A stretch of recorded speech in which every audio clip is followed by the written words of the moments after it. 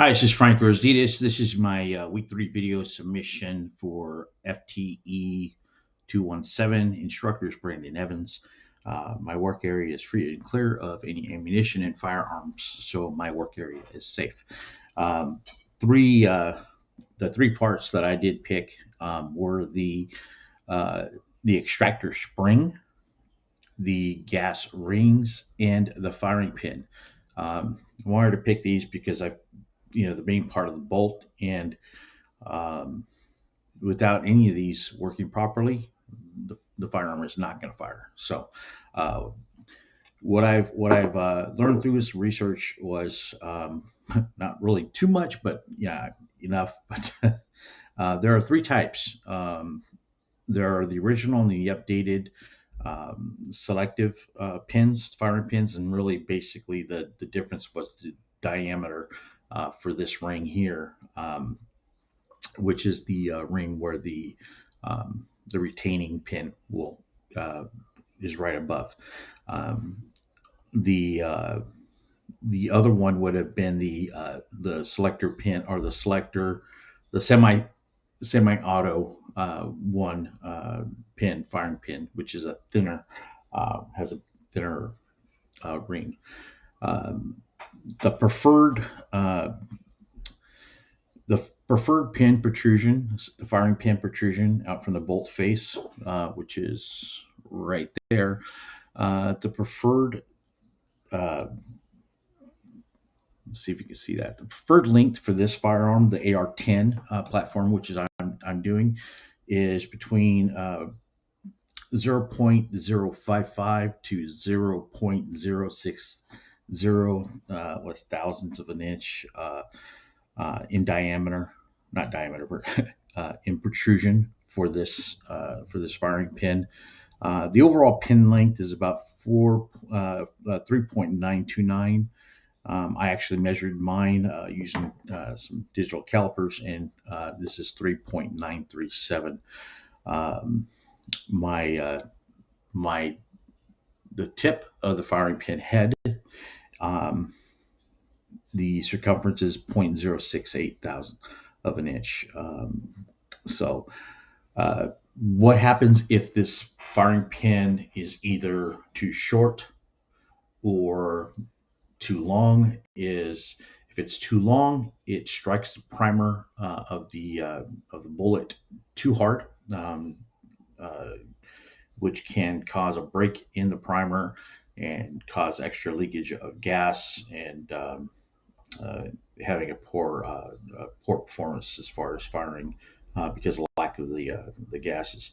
Um, if it is too short or breaks off, you're looking at a light strike or no strike, actually, if it's broken off. So you're looking at a light strike or a no strike, and having a misfire. So that's what can happen with that. So overall, the firing pin, without the firing pin and all the other steps before it, but when it comes down to it, if this firing pin does not strike the primer correctly, the firearm will have issues firing, or will not fire at all. So the next portion we're going to talk about is gas rings. These are made stainless steel usually. There's three to see if you guys see here. There's three to a bolt. Um, One of the myths I hear a lot about is, when you put your gas rings on, make sure that all the holes are mix match. You're not lining them all up. Make sure they're all different, in different area. Uh, it's kind of a myth, really, because even during the firing, as they jiggle around, they're going to line up. The odds, they're going to line up either way. But um, the biggest thing for these right here is they mitigate um, the gas release, hence gas rings. So they help control that. If you have any of these that are damaged or like that, it also, you're looking at extra gases escaping, of course, ruining the cycling performance of the firearm as far as the bolt and hitting back to the buffer spring. So that can if it's allowing too much gas, it's gonna hit the buffer spring a lot harder. If it's blocked, you're not going to get enough gas along through with everything else. So it works with the gas system. So very very important. The ejector spring belongs to the ejector, and the ejector is. Let me make sure my time is fine. The ejector is right here. And this actually grabs the round as it's fired, pulls it back out, and ejects it out. The ejector spring sits right in the spot right here, um, and that's what helps it bounce back into place in order for it to, because the spring will hold it in a position where it's always being pushed down.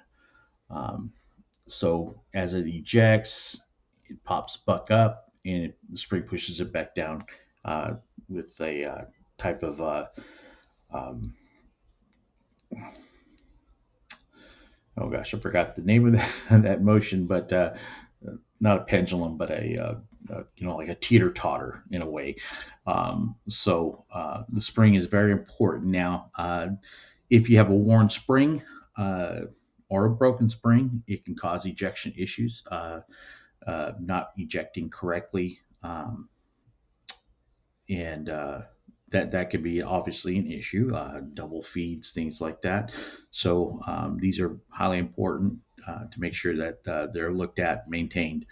Um, so the ejector spring, the length of this ejector spring was 0.228 as far as length or height.